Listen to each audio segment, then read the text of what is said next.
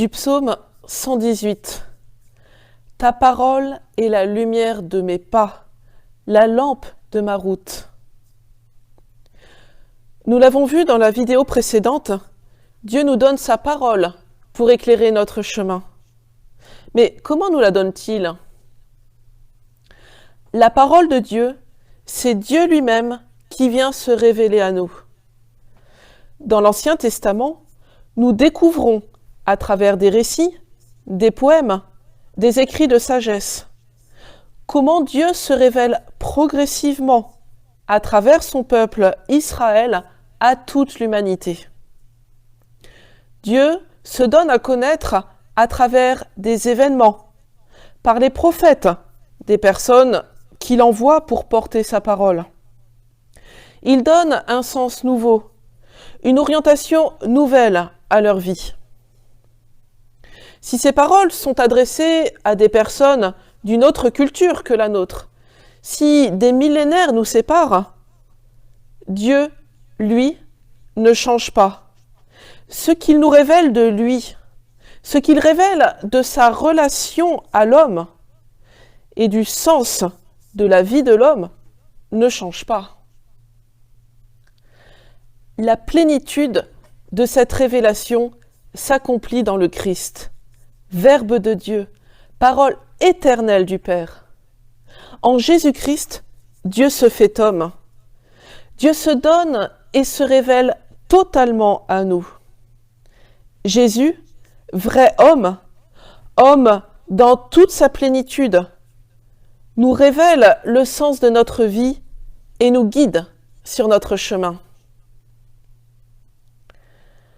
Cette révélation de Dieu par lui-même, cette parole de Dieu, en tant qu'elle a été mise par écrit par des hommes sous l'inspiration de l'Esprit Saint, constitue ce que nous appelons l'Écriture sainte, c'est-à-dire la Bible.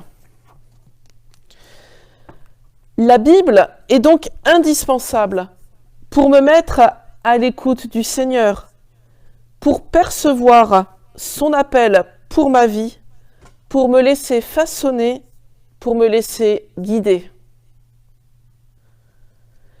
Cela ne signifie pas que je vais trouver dans la Bible des réponses toutes faites. Cet écueil s'appelle le fondamentalisme.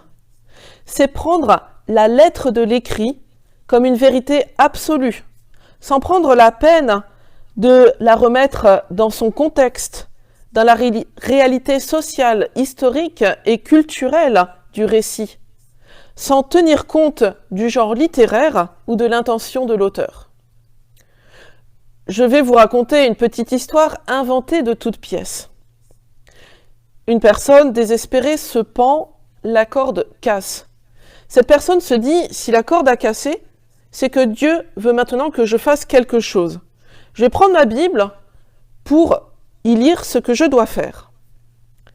Elle ouvre la Bible au hasard et elle tombe sur Apocalypse 2,16. Eh ben, repens-toi donc. Se nourrir de la lecture de la Bible, ce n'est pas emplaquer des phrases toutes faites sur notre situation concrète, non. Mais c'est se laisser façonner. C'est approfondir toujours un peu plus notre compréhension de l'appel du Seigneur pour nous. Cet appel à aimer. Se nourrir de la lecture de la Bible, c'est accepter de se laisser déplacer, de se confronter en vérité à la profondeur et à l'exigence des invitations du Seigneur. Se nourrir de la Bible, ce n'est pas chercher à faire dire à la Bible ce qu'on aimerait bien entendre. Ça, c'est ce qu'on appelle l'idéologie. On met la Bible au service de son idée. Non. Se nourrir de la Bible, c'est accepter de se laisser bousculer hors de son petit confort. C'est accepter d'être sans cesse mis en route. Nous comprenons bien que pour nous nourrir de la Bible, nous avons besoin de bien comprendre ce que Dieu nous dit et ce à quoi il nous invite à travers ses écrits. On parle de leur interprétation. Et pour cela, nous avons besoin d'être éclairés.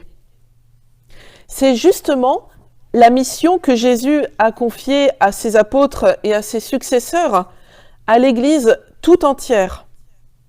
Veillez à ce que cette parole de Dieu, l'enseignement du Christ, soit transmis fidèlement et dans une juste compréhension.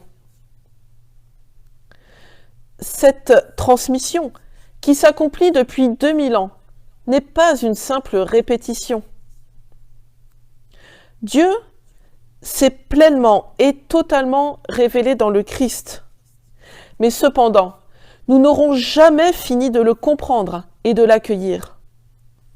Chaque génération, éclairée par l'Esprit Saint, est confrontée à des réalités nouvelles, en approfondit la compréhension.